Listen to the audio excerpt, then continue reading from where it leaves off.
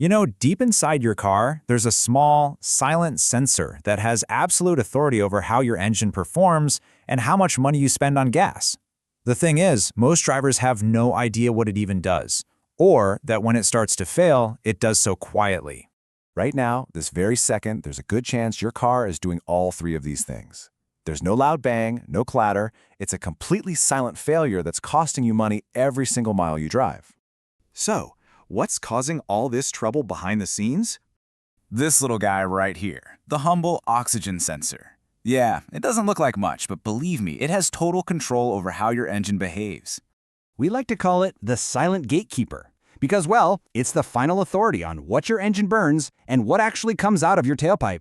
Its main job is to enable something called closed-loop fuel control. Now, the best way to think about this is like a constant live conversation.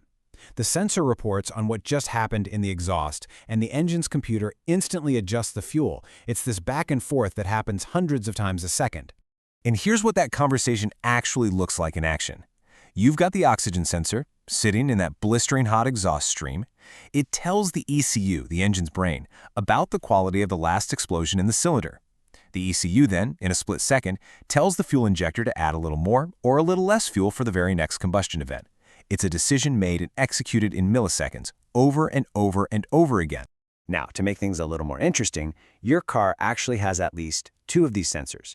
The upstream sensor, that's the master controller. It sits before the catalytic converter, and its entire job is to manage that air-fuel ratio we were talking about. Then you have the downstream sensor. It sits after the converter, and its only job is to be a tattletale, basically. It's a watchdog, making sure the converter's actually doing its job cleaning the exhaust. So think of it this way. One's the manager, the other's the auditor. Okay, so we know it's having this conversation, but how does this little sensor actually talk to the computer? I mean, what language is it even using? It all comes down to a really brilliant piece of chemistry called the Nernst cell principle. See, the heart of the sensor is a special zirconia ceramic. When this thing gets hot, oxygen ions can physically pass right through it. So, one side of the ceramic is getting blasted by hot exhaust, while the other side is breathing in clean outside air. It's this difference, this contrast in oxygen levels, that actually creates a tiny electrical pressure, generating a voltage.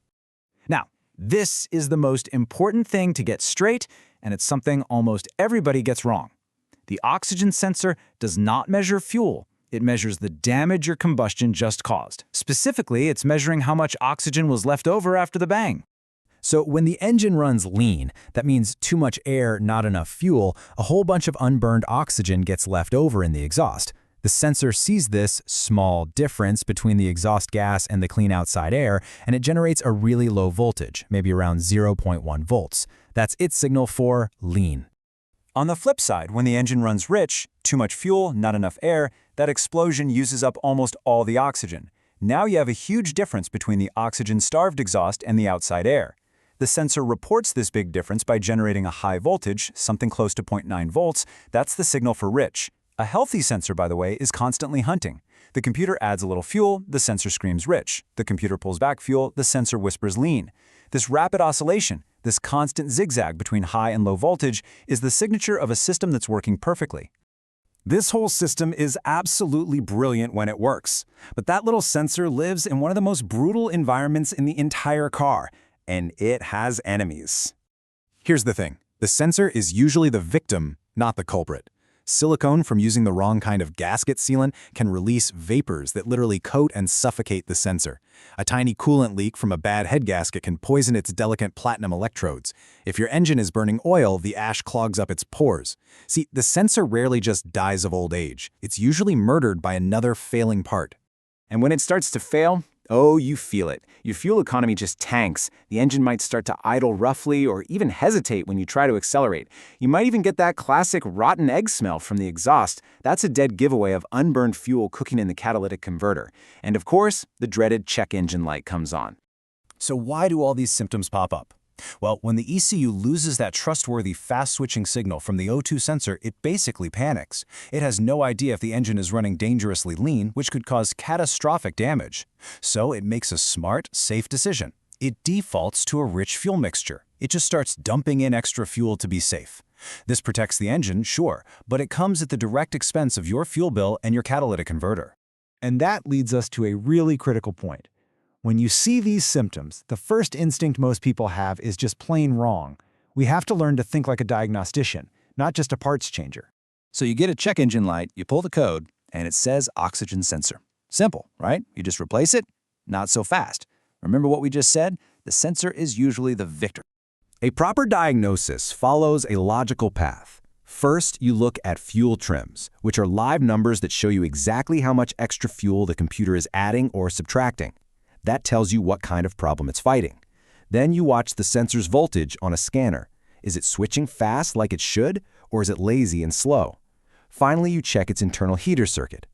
All this data paints a picture, and it answers the real question.